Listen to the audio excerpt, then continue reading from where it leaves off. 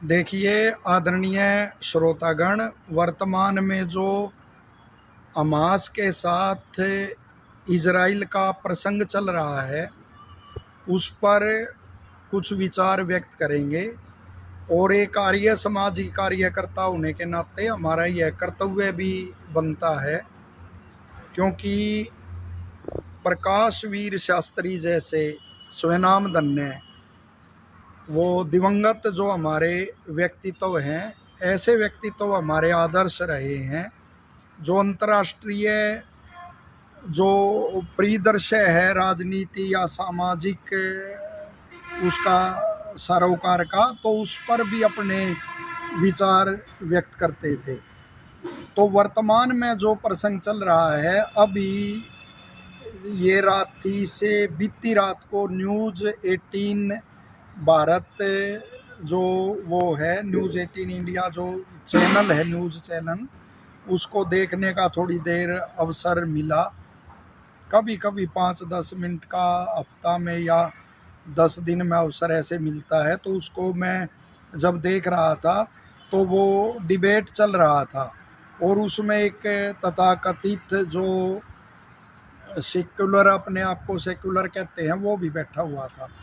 और उसने अचानक ही ये कहा कि वो प्रसंग डाल दिया, जैसे एंकर पूछ रहा था कि ये हमास का क्यों तुम तरफदारी और वो कर रहे हो, इजराइल के साथ जो बुरा उन्होंने किया उस पे क्यों नहीं पक्ष रख रहे अपना।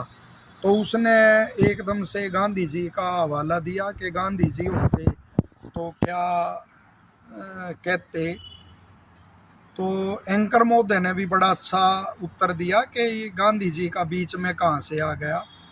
तो उस भाई को हम कहना चाहते हैं जिसने ये प्रश्न उठाया कि निश्चित तौर पे गांधी जी से भी हमें सीख मिली है और सीख लेनी चाहिए, क्योंकि हमारे तो आदर्श हैं, हमारे जो आचार्य हुए, और वो कहते थे यान्यास्माकम सुचरितानि तानि तव्योपास्यानि नो इतिराणी, कि जो हमारे अच्छे वो हैं गुण हैं उनका ग्रहण करो, उसके अलावा नहीं। तो गांधी जी से निश्चित तौर पे हमें सीख मिली और इतिहास से सीख लेनी चाहिए।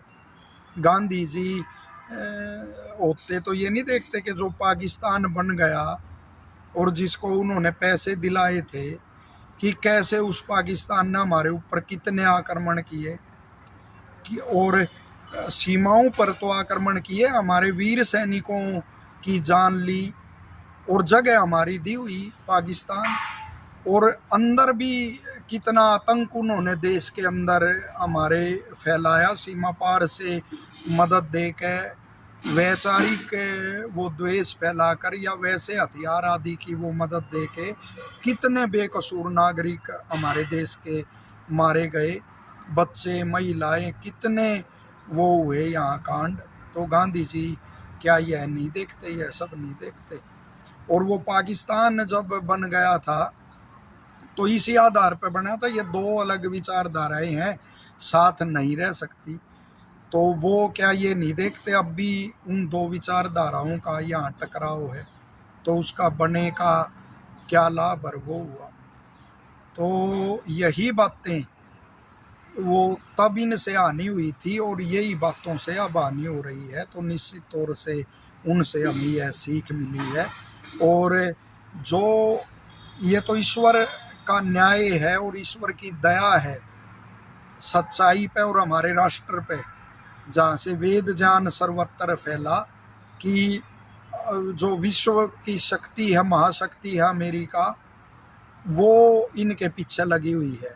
ISIS हो चाहे और वो आतंकी संगठन हो, वो उनसे टकरा रहे हैं। बढ़िया है, वरना हमारे यहाँ ही तो कि कौन उपद्रव अंदर नहीं फैला रहा, किसके एजेंट यहाँ नहीं पकड़े जाते। तो वो जितना भी हमास का वो होगा, हमने तो पहले भी कहा हिजबुल्लाह, हमास, ISIS, और जितना भी इनका खात्मा और वो होगा, उतना विश्व में वो शांति फैलेगी। और हम तो माननीय प्रधानमंत्री श्री नरेंद्र मोदी जी से भी प्रार्थना करते हैं कि बिल्कुल आतंक के खिलाफ यह लड़ाई है, और इसमें जितना इजराइल का साथ दिया जाए उतना साथ देना चाहिए।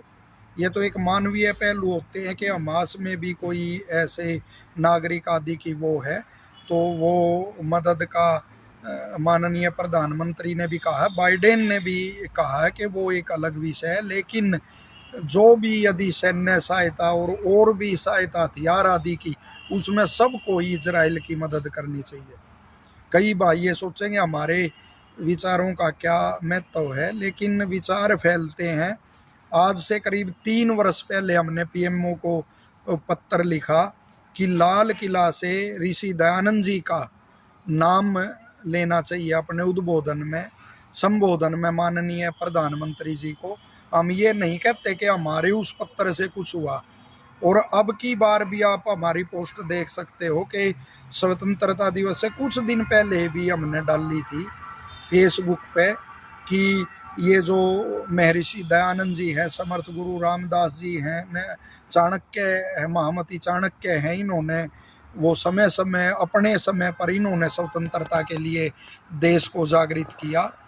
तो माननीय प्रधानमंत्री जी ने बड़ी प्रसन्नता हुई कि अब की बार ऋषि दयानंद जी का नाम लाल किला से लिया। हम ये कदापि नहीं सोचते कि हमारे कहने से हुआ, लेकिन एक स्वाभिमान है, और जब स्वाभिमान मर जाता है तो कोई भी संगठन हो उसमें लोगों को, नेताओं की तो सांस की भी आवाज़ आती है और कार्यकर्ता की चीख की भी आवाज़ नहीं आती। सब पिछलग्गू और वो बन जाते हैं, स्वार्थी से स्वार्थी टकरा जाते हैं, मन में एक दूसरे के प्रति वो रखे हुए भी वो चले जाते हैं, और कार्य होते हैं जो वो ठोस कार्य होते हैं उनको कुचला और वो जाता है। तो अब भी हमारा यही वो है कि बिल्कुल इजराइल का सबको कैसे वो उसके नाम पे, किसी मत पंथ के नाम पे उनको घेरा जा रहा है, इजराइल को सारे इकट्ठे हो रहे हैं और अपना आतंक भी नहीं उनको दिखाई देता। ISIS ने कितने बेकसूर पत्रकारों की और वो हत्याएं करके और कैसे वीडियो और वो डालते थे वो, और अब भी उनका अस्तित्व है, वो राज और वो चलाते हैं। तो ये और ये कोई वो नहीं, तो इसमें बिल्कुल इजराइल के हम हर तरह से पक्ष में है, और उनके नागरिकों को इजराइल के बार बार साधुवाद है कि एक ही महिला ने और अनेकों वो आतंकी मार गिराए, ऐसे इनको चुन चुन के मारना चाहिए, आतंक का बिल्कुल खात्मा करना चाहिए। और well done America, well done Israel. और माननीय प्रधानमंत्री जी से भी निवेदन और वो है श्री नरेंद्र मोदी जी से कि खुल के इनका साथ और वो देना चाहिए। आतंक की कमर तोड़ने का सबसे अच्छा अवसर है। और फिर एक बार खुल के और वो कहते हैं कि वेद ही धर्म है, बाकी मत पंथ है। और जब तक वेद अश्वमेध इसलिए वो किया जाता था कि वो सभी जगह एक जैसी मान्यताएं वेद की हों, ताकि कोई मत पंथ के नाम पे कोई ऐसी क्रूर शक्तियाँ और वो ना पल पाएँ। और वही वेद ही सनातन है, सबको वही अपनाना चाहिए।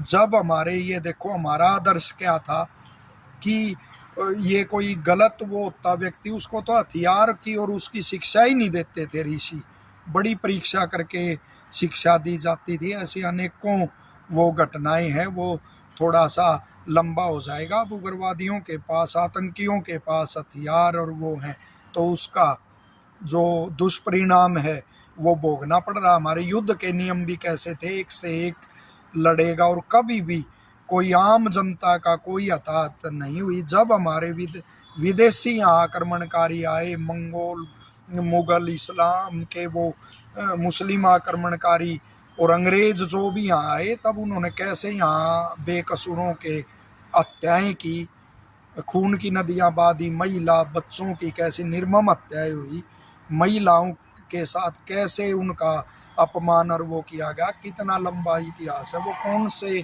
मत पंथ को मानने वाले थे, ये तो स्वयं ही आप विचार कीजिए। तो एक ही सब के लिए हैं, वो किसी आर्य समाज के और इसके लिए नहीं, वो सब के लिए वो मान्यताएं हैं वेद की, और सबको वो अपनानी चाहिए। धन्यवाद।